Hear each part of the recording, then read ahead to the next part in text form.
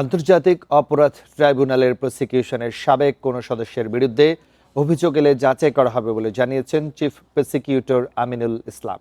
দুপুরে সব সদস্যদের নিয়ে রুদ্ধদ্বার বৈঠক শেষে তিনি একথা বলেন।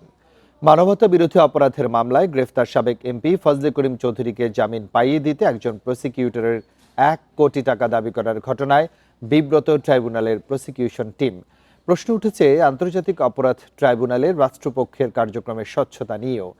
প্রসিকিউটররা জানান, জুলাই অভ্যুত্থানে চট্টগ্রামের ছাত্রদল নেতা অসীম সহ 3 জনকে হত্যার ঘটনায় গ্রেফতার করা হয় আওয়ামী লীগের সাবেক এমপি ফজলে করিম চৌধুরীকে। তাকে বেশ কয়েকবার ট্রাইব্যুনালে হাজিরও করা হয়। তাকে মামলা থেকে জামিন পাইয়ে দিতে প্রসিকিউটর সাইমুম রেজা তালুকদার 1 কোটি টাকা দাবি করেন বলে অভিযোগ আসামির পরিবারের। এই সংক্রান্ত কয়েকটি ফোন আলাপের অডিও সোমবার গণমাধ্যমে প্রকাশ করা হয়। তবে অভিযুক্ত সাইমুম রেজা টাকা দাবি করার বিষয়ে অস্বীকার করেন। সম্প্রতি প্রসিকিউটরের দায়িত্ব থেকে পদত্যাগ করেছেন তিনি। যে নিউজটা আসছে, যে অডিও ক্লিপের কথাটা আসছে, এটা আমরা যাচাই বাছাই করতে আমাদের কোনো কৃপণতা করব না। আর ভবিষ্যতে আমাদের এখানে প্রসিকিউশনে যারা কাজ করতে চাইবেন তাদের কাছে পরিষ্কার বার্তা যে ভবিষ্যতে আমি যদি একটা সুতা পরিমাণ অভিযোগ যদি কোনো প্রসিকিউটরের বিরুদ্ধে পাই, তাহলে আপনি ধরে নেবেন পরের দিন তিনি আর আমার এখানে নাই। আরো জানাতে ট্রাইব্যুনাল চত্বর থেকে যোগ দিচ্ছেন সহকর্মী জাহিদুল বাশার। বাশার, একটু জানাবেন যে গণমাধ্যমে সবচেয়ে বেশি যে আলোচনাটি হচ্ছে সাবেক একজন প্রসিকিউটর সদস্যের বিরুদ্ধে এই যে ফোনের আলাপে নিয়ে এবং সেখানে কোটি টাকা দাবি করার বিষয়ে অভিযুক্ত যারা ভুক্তভোগী তারাও অভিযোগ করেছেন। এই বিষয়ে নানা আলোচনা সমালোচনা রয়েছে, একটু সর্বশেষ পরিস্থিতি জানাবেন।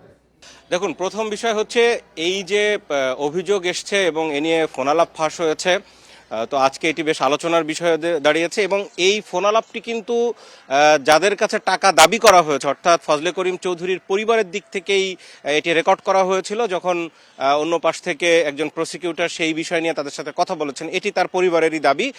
আর যেমনটা খবরে আপনি খানিকটা বলছিলেন, যিনি অভিযুক্ত প্রসিকিউটর তিনি 2-3 দিন আগে পদত্যাগপত্র দিয়েছেন এবং গতকালকেই তার পদত্যাগের বিষয়টি আমরা নিশ্চিত হয়েছি। তো তার দিক থেকে তার সাথে আমাদের যোগাযোগ হয়েছে, তিনি এটি অস্বীকার করেছেন। তিনি বলছেন যে আমি এককভাবে এই বিষয় অর্থাৎ এই জামিন করাতে পারি না, এখানে একটা টিম ওয়ার্ক কাজ করে, এই ফোনালাপের মধ্যে আমরা শুনেছি। কিন্তু এখন যেই বিষয়টি এসছে যে এই ধরনের অভিযোগ যখন ওঠে তখন আসলে পুরো বিচারিক প্রক্রিয়া নিয়েই কিন্তু প্রশ্ন তো উঠে যায়, কারণ এ নিয়ে আরও অনেক মামলা রয়েছে। এখানে বিশেষ করে রাজসাক্ষী করা হয়েছে, সেগুলো নিয়েও প্রশ্ন উঠেছে যে কার স্বার্থে করা হয়েছে বা আদৌ মামলা এগুলো উপকার হয়েছে নাকি কেউ স্বার্থান্বেষী হয়ে সেই বিষয়টিতে সেখানে কাউকে রাজসাক্ষী করেছেন। এগুলো অনেকগুলো প্রশ্ন এখন সামনে এসে দাঁড়িয়েছে। আজকে চিফ প্রসিকিউটরকে সেই প্রশ্নটি আমরা করেছিলাম এবং তিনি সেটি স্বীকার করেছেন যে এই ধরনের অভিযোগ উঠলে অন্যান্য বিচারিক প্রক্রিয়া নিয়ে ট্রাইব্যুনালের অন্যান্য মামলা নিয়েও প্রশ্ন ওঠাটা স্বাভাবিক এবং সেটিই হচ্ছে।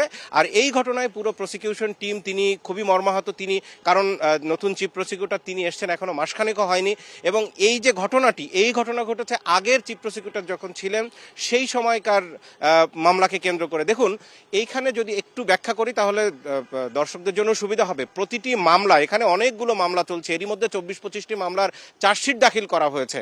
আর যেই মামলাটি নিয়ে অভিযোগ এসছে অর্থাৎ চট্টগ্রামে জুলাই আন্দোলনে ছাত্রদল নেতা অসীম সহ 3 জন হত্যার, সেই মামলার কিন্তু এখনো পুলিশ প্রতিবেদন অর্থাৎ তদন্ত প্রতিবেদনও দাখিল হয়নি এবং সেটি দাখিল না হওয়ার কারণে এখন পর্যন্ত ফর্মাল চার্জও দাখিল হয়নি। অর্থাৎ এই মামলার আনুষ্ঠানিক কোনো কার্যক্রম বলতে গেলে এখনো হয়নি এই ট্রাইব্যুনালে, কিন্তু আসামি আগে থেকে গ্রেপ্তার আছে অভিযোগের ভিত্তিতে। তো সেইখানে যে বিষয়টি স্পষ্ট করা দরকার যে এই যে মামলাগুলো বা অভিযোগগুলো নিয়ে কাজ করা, এখানে 16-17 জন প্রসিকিউটর আছে, প্রত্যেককে ভাগ ভাগ করে দেওয়া আছে যে ইনি এই মামলাটি দেখবেন বা ওই টিম এই 2 মামলা দেখবে, এভাবে ভাগ করা আছে।